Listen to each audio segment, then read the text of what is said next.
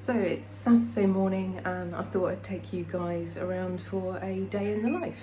So first, coffee.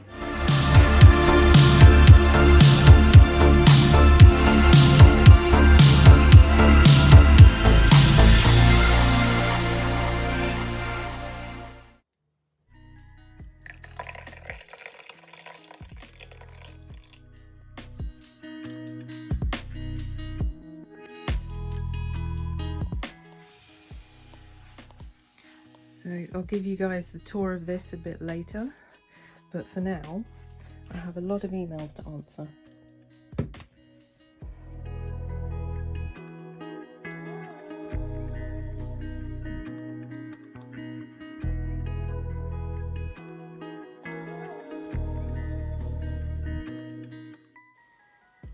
So the first thing I do of the day is I'll check my emails, I'll check my Patreon messages, get all those out of the way. Then I do my accounts. I have Zero, so I record all the orders from the day before, make sure that's all in there, because come year end it's a nightmare if you have to put everything in at the same time. And then what I do are my KPIs. What I've done is create myself a book. So I have all of my sort of week goals and sort of to-do list here, and then when I finish the week I'll put the actual results here, and what I need to do for the next week to improve on them, and it just helps me keep track of sort of how I'm doing across all platforms and sales and things. And if you've got a goal to follow, it does help you sort of reach them. So that's what I do in the morning, and then later I've got to make some hand wash, mainly for us, and to test out some fragrances I got from another company, because I'm thinking of using them in some soaps. And then I think we're going to go for a walk and check on our house build. So I'm going to take you along for all of that, and yeah, hopefully you'll like this vlog. So the other thing I want to do is give you a little tour of my room, because I'll be moving in hopefully the end of November latest, which means we'll have a lot more space. So for now you have an idea of just what I'm working in. I used to work from a big warehouse. I will insert that a picture of that so you can see, but I've since sold that business. So since running Revega Cosmetics, I'm back at home in the spare room, so I'll give you the tour.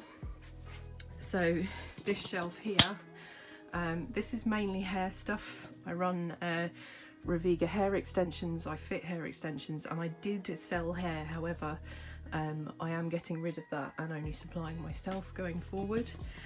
So down here is basically my, I make giant scrunchies because I sell hair, so it just made sense. They go around hair extensions really well, and they also make fine hair look a lot thicker, so they're quite cool.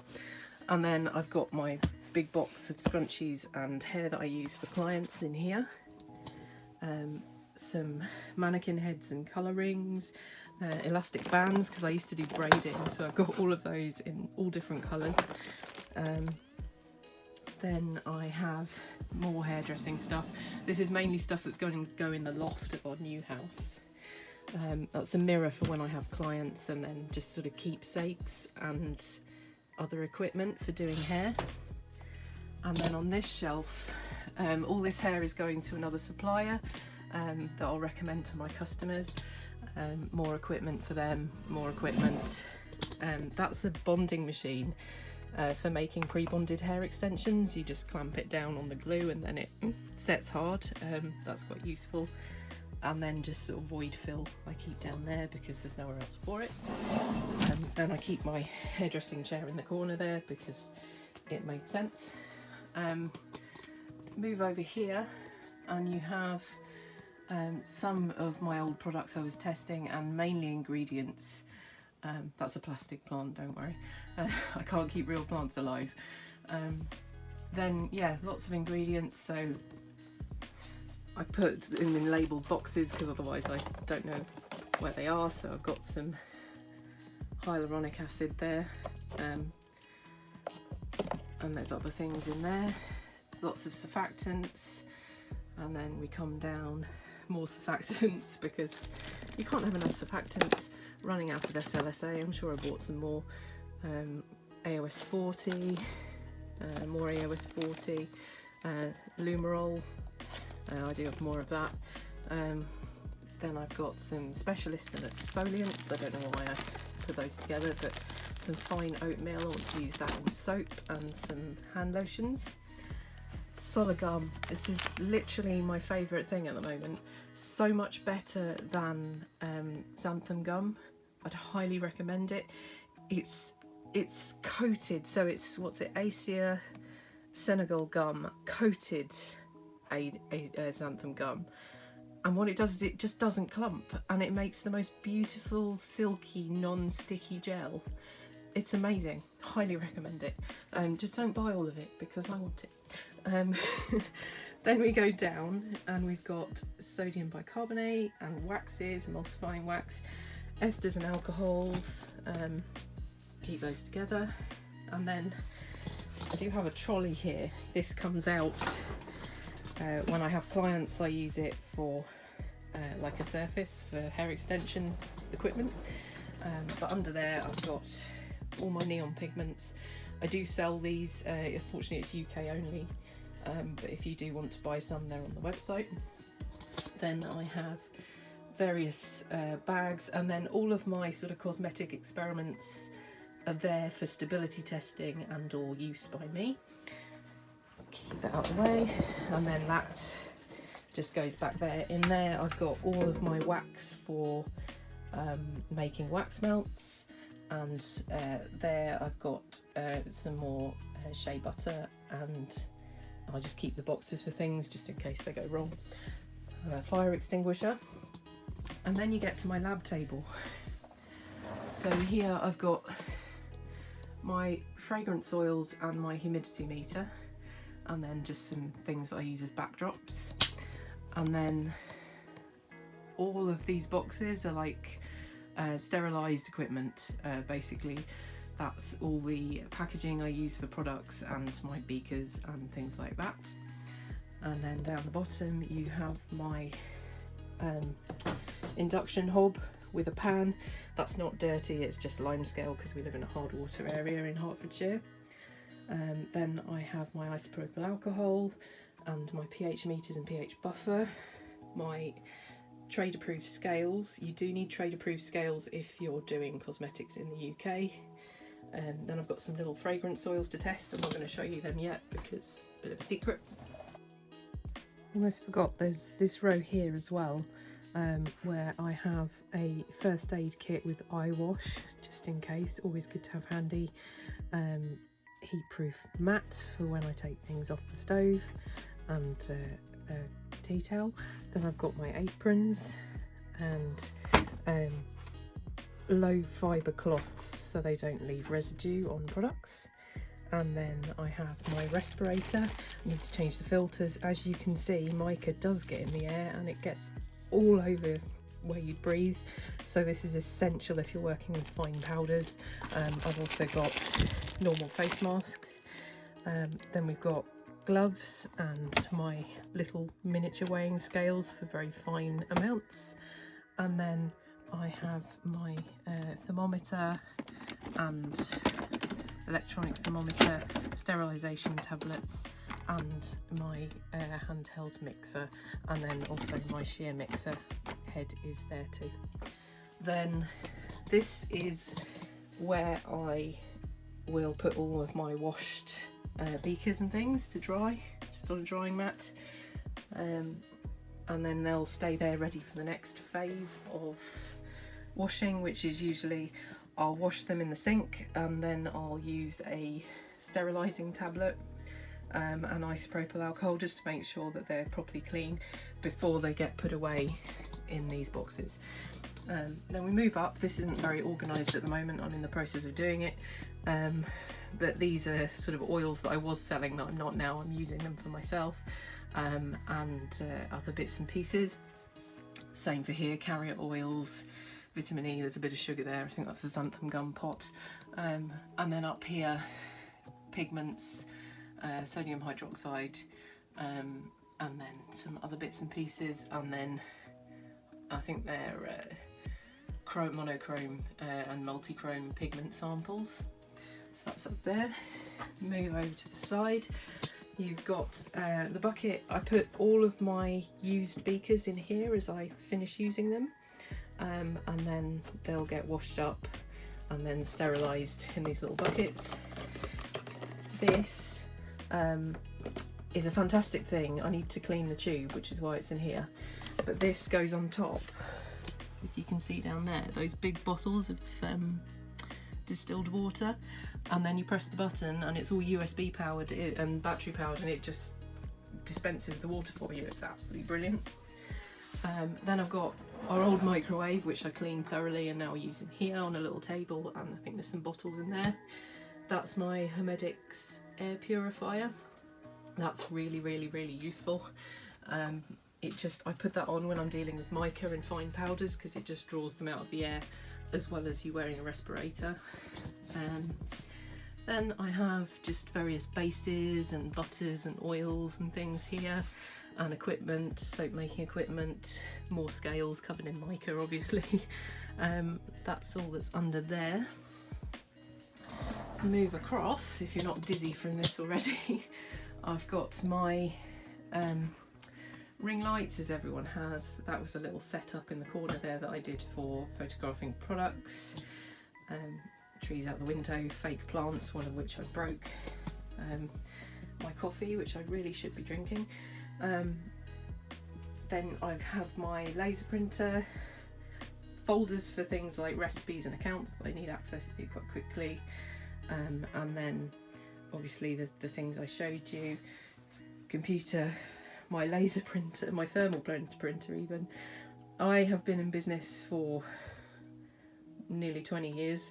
I've been in the industry for over 20 years, so I've had this citizen printer for quite a while from my original business, which is why it's really big and bulky and not one of those lovely ones that all of you younger businesses have.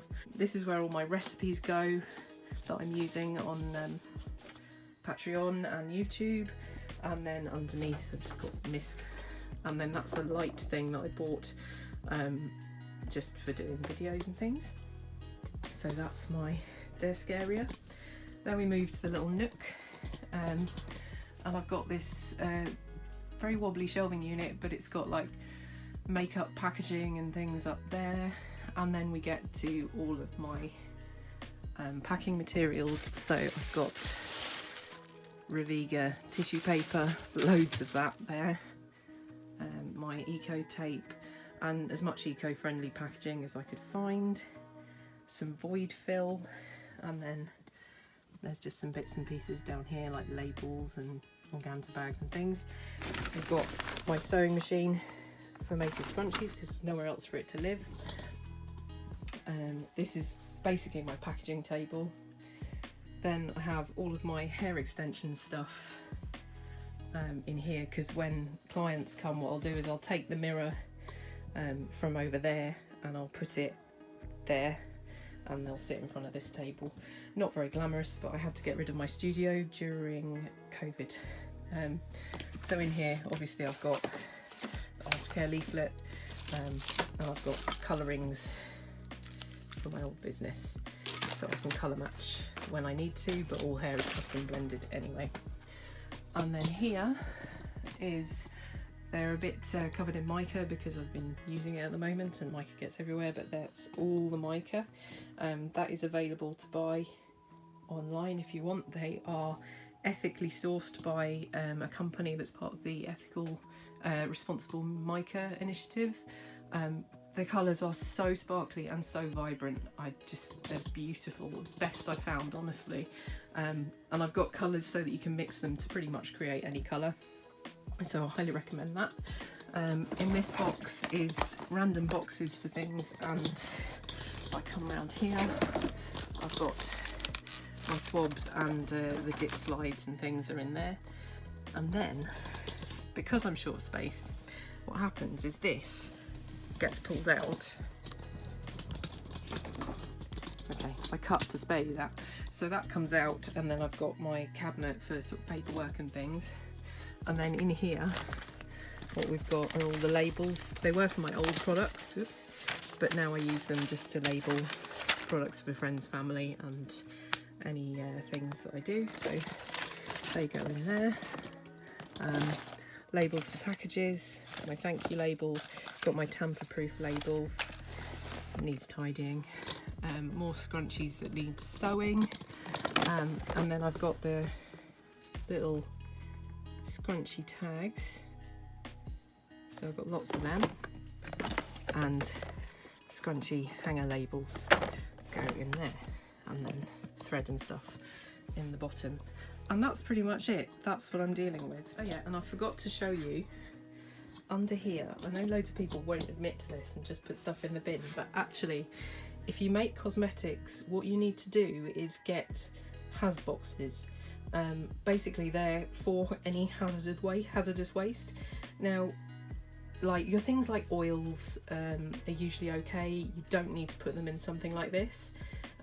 But if you have fragrance oils and things like that, you will need a has box, and then they open up, and then you can put your empty containers and any leftover fragrance oils and things that need disposing of carefully can go in there, like that. I'll show you what I do to keep a record of those right now.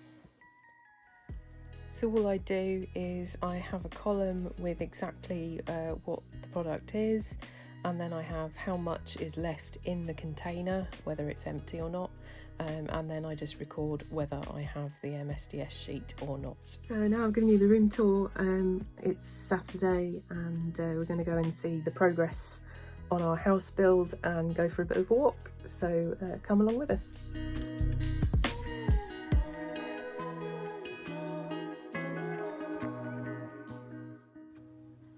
So this is what it used to look like, and this is the progress so far, and hopefully before the end of the year we'll get to move in.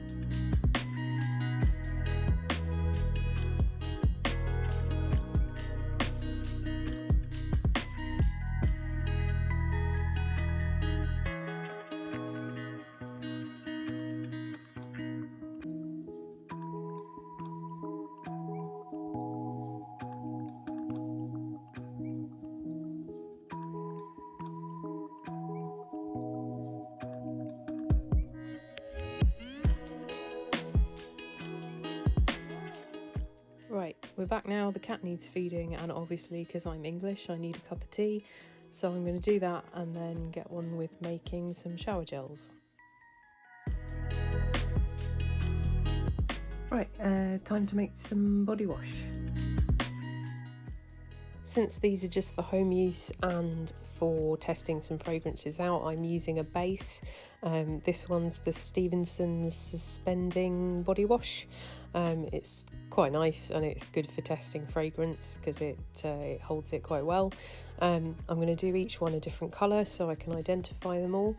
What I do is I mix the pigment with a little bit of the fragrance oil because it just helps it disperse better, and it doesn't give you little clumps of pigment powder in the finished product.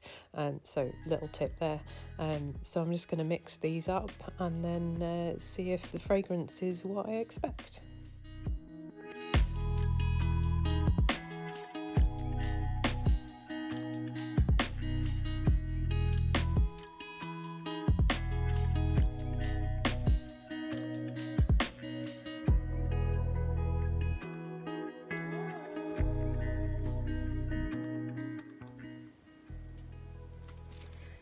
So now I've made these, all my washing up goes in here, and that's ready for its cleaning process before I can use it again.